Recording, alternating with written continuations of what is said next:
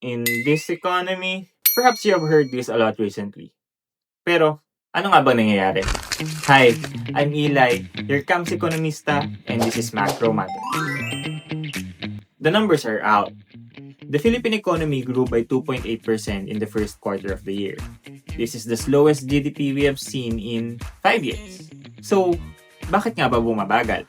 Well, the Philippine economy runs on consumption. Tayo yun. Kapag bumibili tayo, umiikot ang ekonomiya. Mas mabilis na paggastos, mas mataas na GDP. Pero, kapag tumaas ang presyo ng bilihin, natural, magtitipid tayo. Basic economics. Law of demand. As price goes up, demand goes down. We saw inflation increase. And now, we're seeing the effect.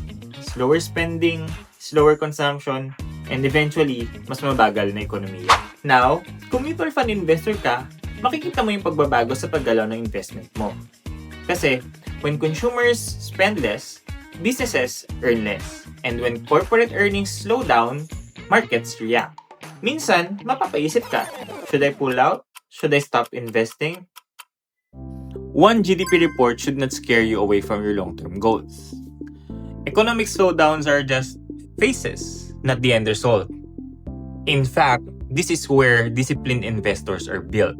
Instead of reacting emotionally, stay consistent, stick to your strategies, and keep investing regularly.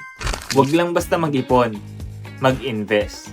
This is Eli, your CAMS Economista, reminding you that in investing, macro matters.